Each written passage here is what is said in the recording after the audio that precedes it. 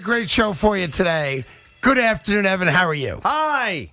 Look how happy you are. I'm in what a are you good doing to mood your head today. with a bat? I was giving myself a head massage with my Evan Roberts big red bat. There you go. But I'm in a good mood. How you feeling? Oh, I'm in a great mood today. Good, Yes, good. I'm fantastic. You're not Thank in a you very good much. mood. You're disappointed. Why am I disappointed? Because you wanted me to suffer. You wanted I Mets did. fans to panic. You Yeah. wanted the Mets to lose the opener of that series to the Atlanta Braves. Might have been fun. And oh no, Craigie didn't get what he Yeah, wanted. don't forget, you still predicted the Mets to lose tonight and tomorrow afternoon. Well, no, what I so said it'll was- work out for me just fine. Thank you. All I said was, Yeah. if they lost the opener with Max on the mound, Yeah. I felt this would turn into a bad week. It You would said it'd turn be into a swept. sweep. Right. Luckily, Max Scherzer was brilliant.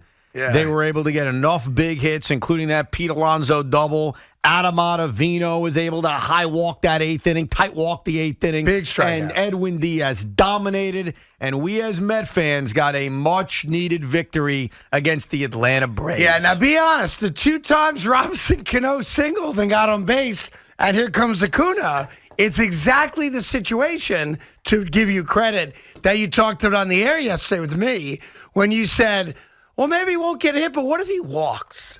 What if Cano walks? Yes. And Acuna comes up and it's a two-run bomb? And that was my fear. There were two chances for that yesterday. And the one that really scared me the most was actually in the third inning because Max Scherzer goes 8 up, 8 down.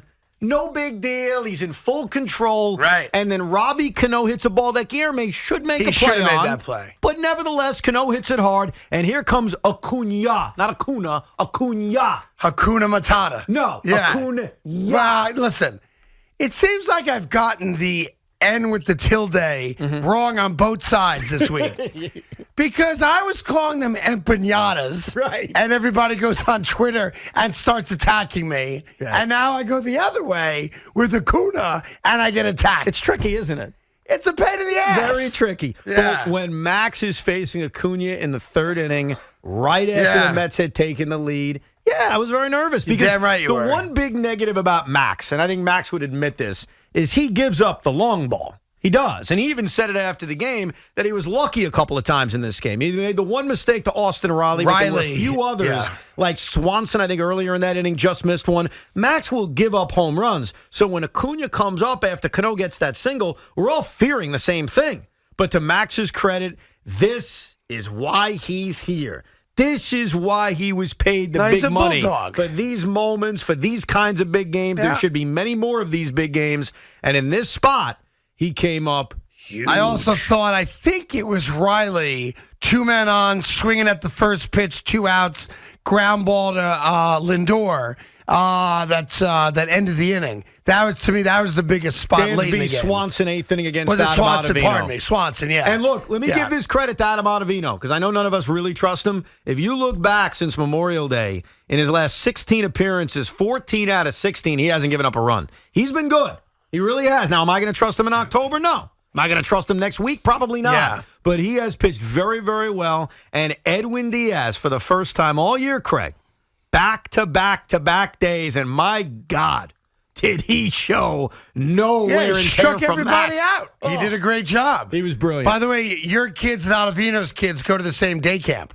So maybe you'll see him at the bus stop one day, and you can talk about how great he's been since Memorial Day. Like, would you say something to him?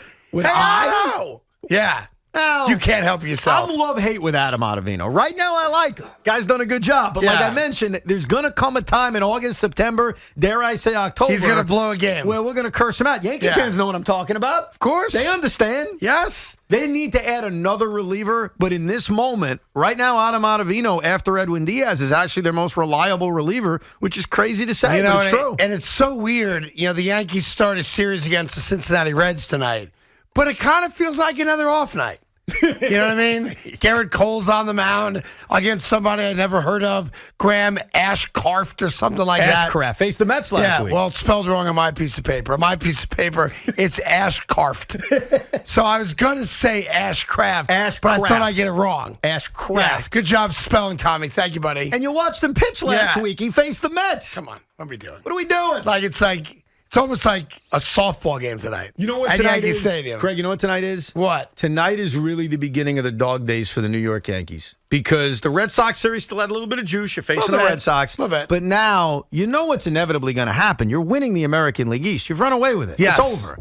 Now you're facing a team you don't care about. The only thing you care about with Cincinnati is that maybe you'll steal a guy or two, specifically Luis Castillo. Seems like everybody's going after him. You guys want him too. Right. So I think we have now hit, if you're a Yankee fan, the absolute dog days of summer where you're just counting the hours and the days and the weeks until the games start to matter again because these games don't matter. Well, listen, the next big day on the Yankee calendar is going to be the day they clinch the division. Well, no, in fairness, doubleheader against the Astros next week. No. You'll get juice out of that. I'll be fair. Let me be fairer than that. Trade deadline.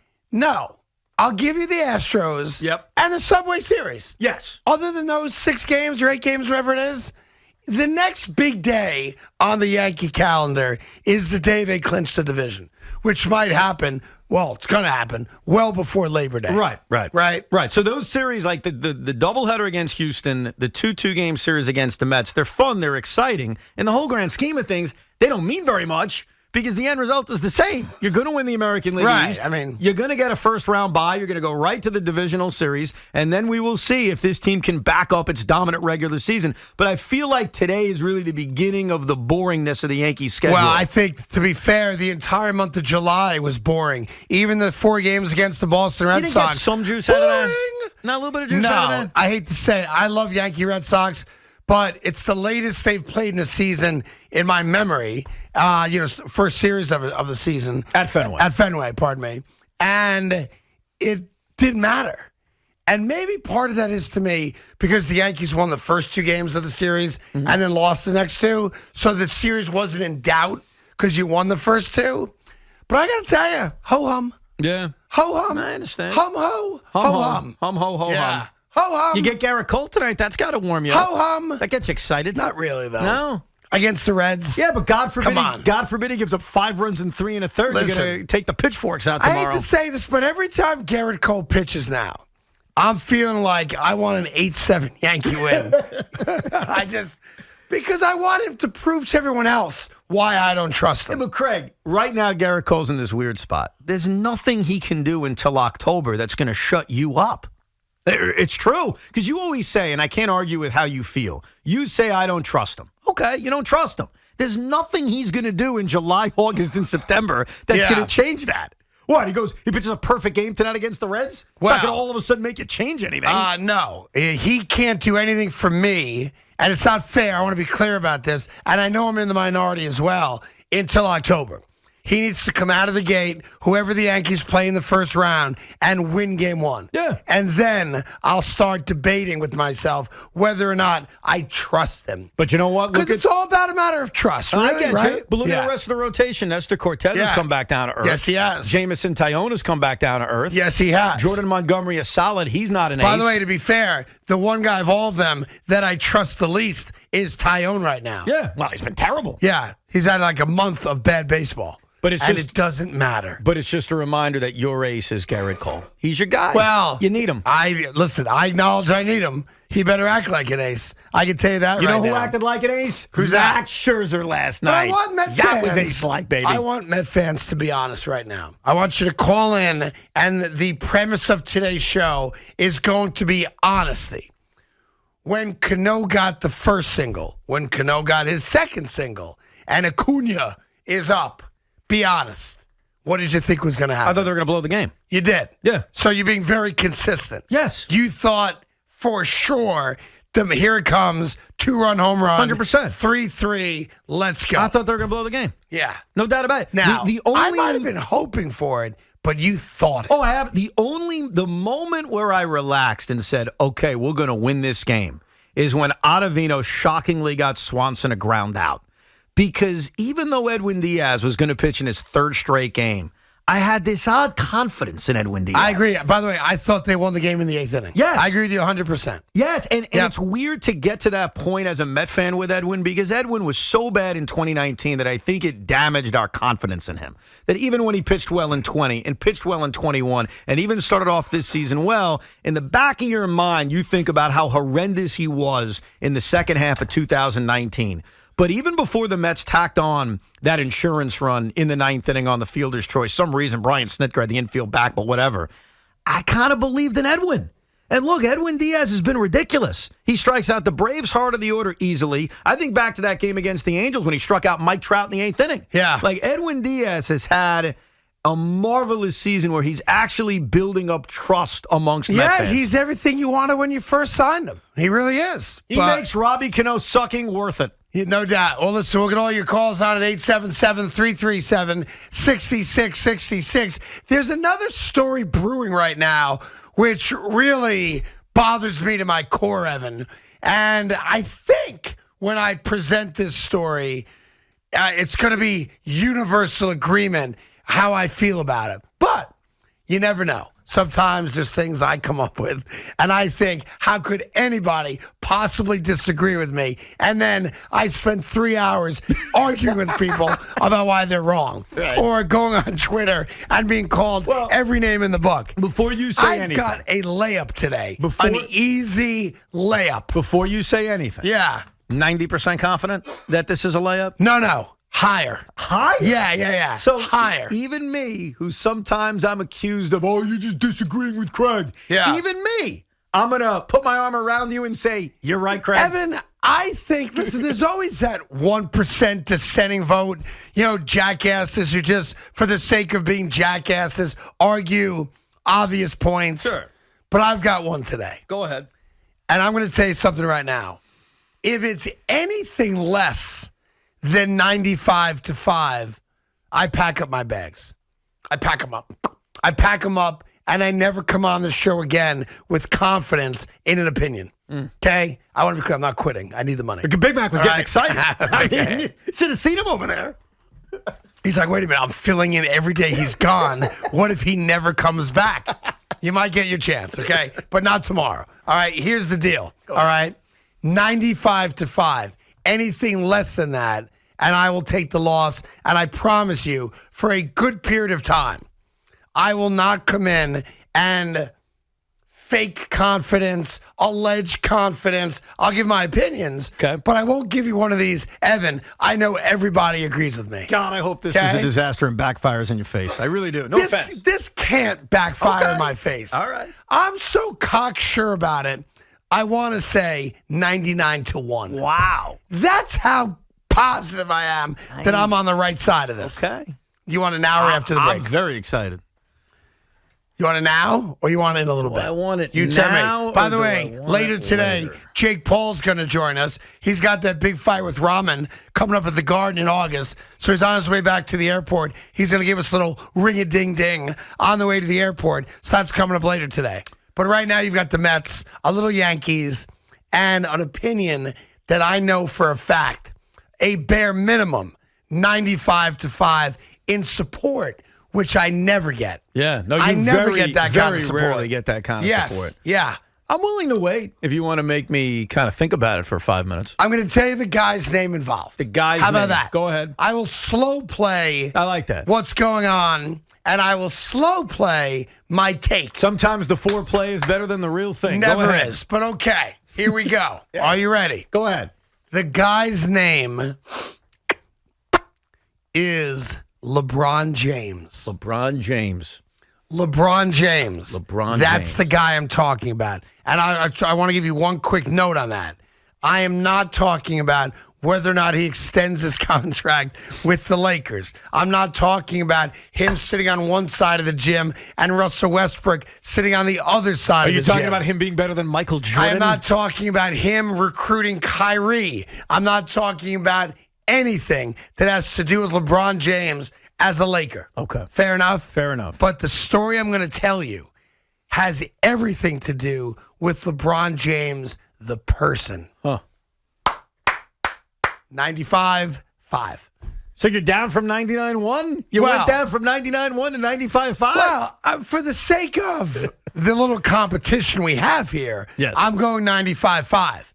My heart, though, it's 100-0. Gotcha. Now, I can't go 100-0 because if one person goes, "You're wrong, Carton," I lose. And you're definitely going to And I don't find wanna one lose. person. Someone will say just to make me a loser. Yes. And as you know today, there's winners and there's losers. And today, we take the mantle of winners. Yes. And I'm going to own that today. And I'm going to embrace it today. And I'm going to kiss it today. Give it a big bear hug today. I might even whistle and whisper sweet nothings in its ear today. It's going to be like Zach Yeah. Wilson and Zach Wilson's mom's best friend today. Yes, Yes. exactly right. Yeah. I'm going to a Zumba class today, and I'm picking up older women. That's what I'm doing today. Of course, I am an older woman, so I'll be picking up people my age, but you get the point. All right, LeBron James, maybe the dumbest human being on the planet. Oh, so it's negative LeBron.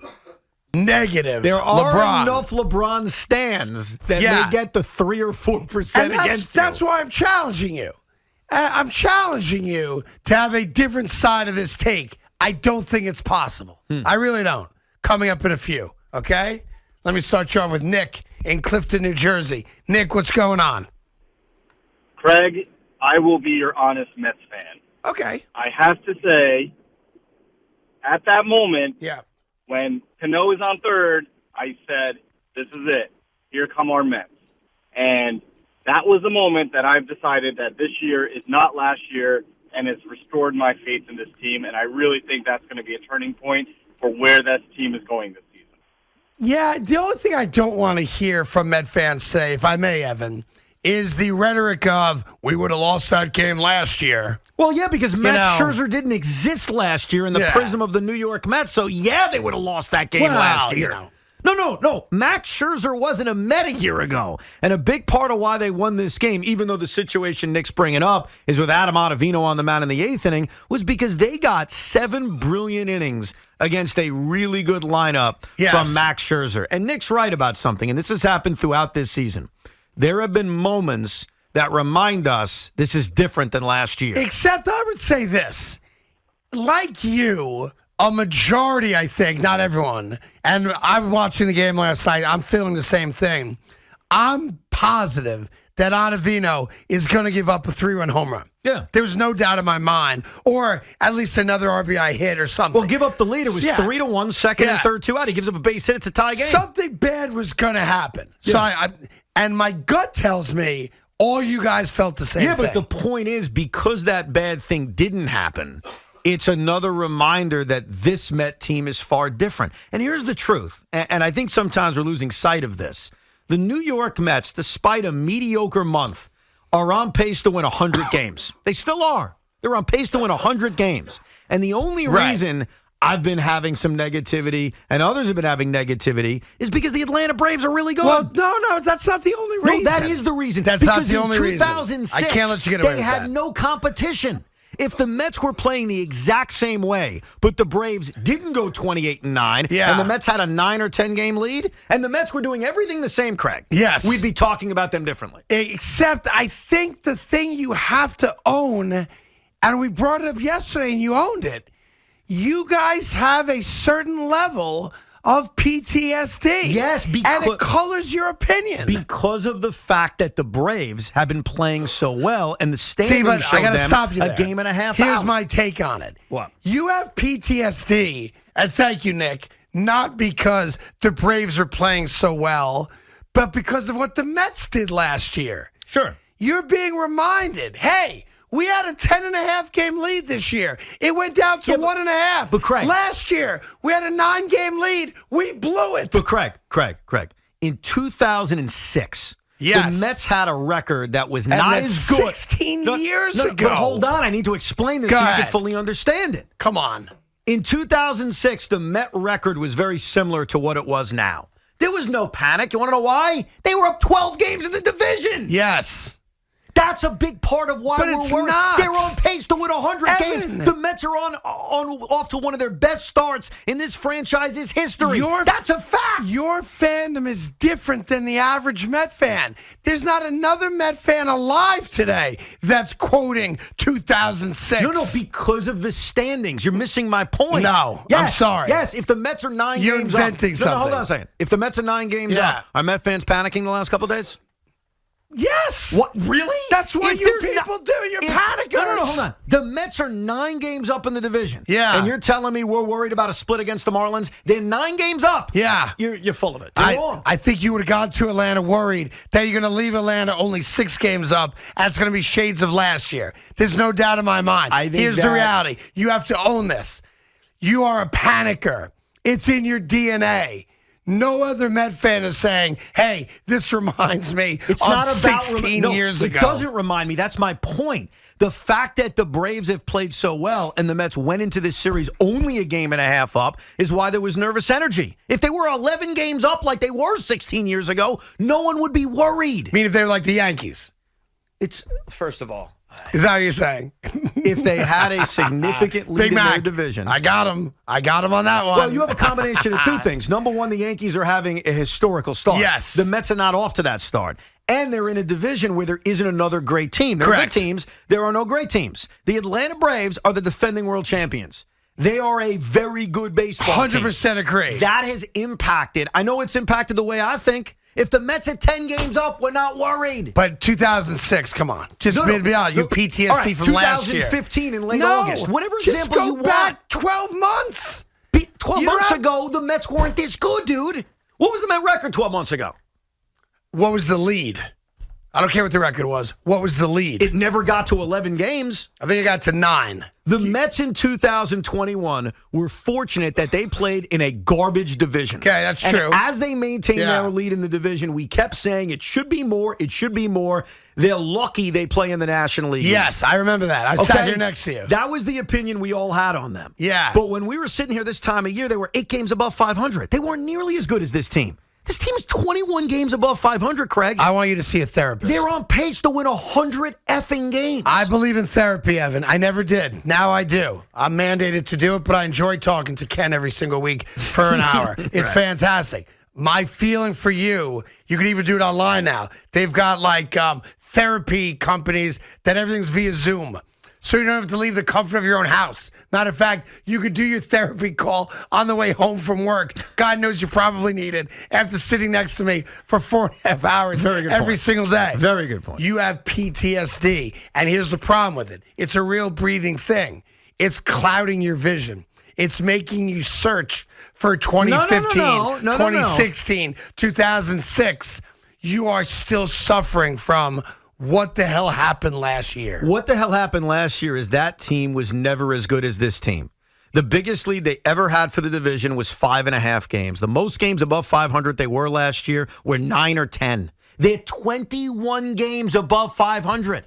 This is a better baseball team. The reason it's a pennant race is they happen to be sharing a division with another really good team. And here's the thing, Craig. Look through Met history. I don't have to just give you 2006. The Mets are usually not in pennant races with other really good teams. In 86, there was no really other good team. In 2006, there was no really other good team. In 2015, there was no really other good team. There was in 99 and 2000. That's why they didn't win the division, because that team was better. So a lot of this has to do with who they're competing with. They're 21 games above 500. And by listening to you guys, you'd never know that. Because of the Braves, dude. Yes. Because of the Braves. We need to remind ourselves, this is a damn good baseball team. Who, the Braves or the Mets? The Mets. Yes. You guys don't act like it. You guys act like every series you're playing, you're going up against world beaters, and you don't look at yourselves as the same thing. Braves fans should be worried that they're playing the Mets, but I don't hear that. I'm also not in Atlanta. It's a lousy sports town. But all I do hear are Met fans saying, oh, my God, if we lose tonight, we're going to get swept. That was my opinion. Yeah. Who's going to win tonight? Oh, they're going to get killed tonight. And this right-handed lineup is going to crush David Peterson. Right back to 1.5. Here we go. You know what, though, Craig? You Yeah. said something to Ack about why is there breathing room. Here's why there's Yeah, mini 2.5 breather. versus 1.5. No, I'm going to tell you why. Yeah. If the Mets lose the next 2 games, They're a half game up. they leave Atlanta in first place. Correct. A fear that a lot of Met fans have, I have it too, as much as I try to say it's not a fear, is falling out of first place. There are many Met fans who believe that if they ever fall out of first place, they'll never see it again.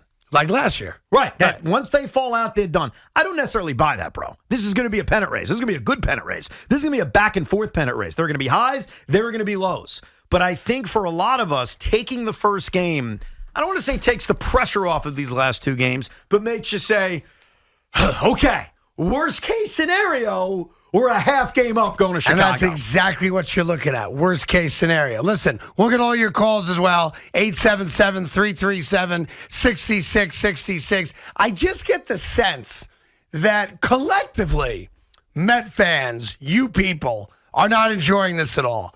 And I'm frankly envious. I don't have a pennant race. I don't have games that matter. Stop it. I want to walk in your shoes I one wanna day throw something where I'm at playing you. games that matter. I'm going to throw something. Good. It just, I mean, you have I missed something. him. You have something we just don't have, and you're not enjoying it. Oh, God. I would be loving it right now. I really would. Look at all your calls. Plus, LeBron James, dumbest man on the planet.